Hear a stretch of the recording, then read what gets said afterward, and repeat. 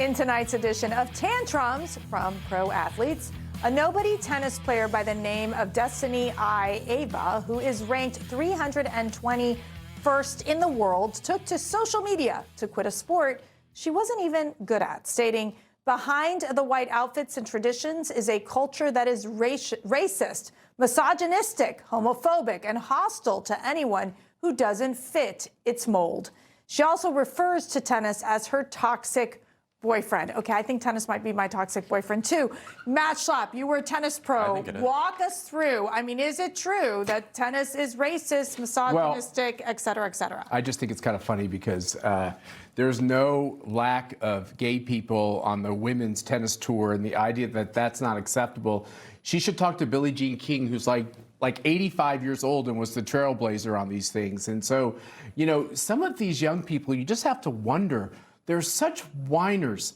Just win, and you'll become famous. It has never been a problem for female tennis players who are champions to get sponsorships and everything else. And by the way, like all sports, you know, tennis became very woke. If you were different, you became famous. Right. And I just want to start going back to winners being the ones that we put on the pedestal. And what's up with all this like historical retconning of thinking it's a bad thing for a sport to become more inclusive, right? Serena Williams is arguably the greatest female tennis player in terms of like the numbers. And now, for sure, right? Now it's controversial. The most famous. But this is a sport that's literally, I think it's 600 years old. Like you could talk about Henry VIII used to play tennis. Like it's a part of an older legacy. And that guy was a zillion pounds. Yeah. It's definitely not ableist. That's tennis. You know how much I love playing tennis. Is it racist? I think there's a history of exclusivity in sports like tennis and golf.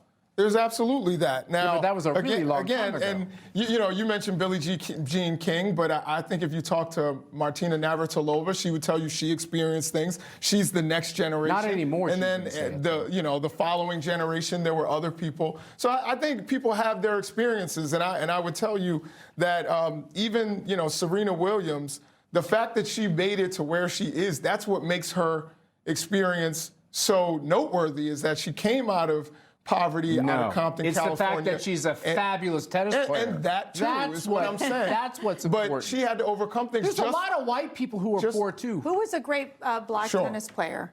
Arthur Ashe. Arthur Ashe. Now, if he was complaining, I would listen to him. I'm not going to so much listen to Serena Williams. Since I think I can. I mean, you don't You have could to absolutely listen to no. him. I mean, obviously, Mercy. Yeah, I can meet you on the tennis court, which would be so much fun. Honestly, that would be fun. Okay. Fun for you. No, look, obviously, I think that you're a tennis star, so No, I don't not think at it's all. racist and No. sexist. And I think that we've mocked quiet quitting in the past, where people just stop showing up to work and things like that. This loud quitting, where you're not good at something and then you make it about yourself, I think might actually be worse. Well, might actually be more look, toxic. any professional athlete is good. Anybody on that Look, tennis all I can say is I bet that Destiny is to lose to Mercy in tennis.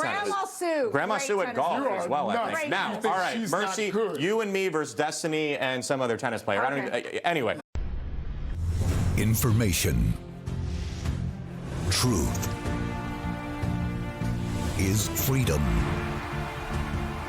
Is Newsmax. It's real news for real people.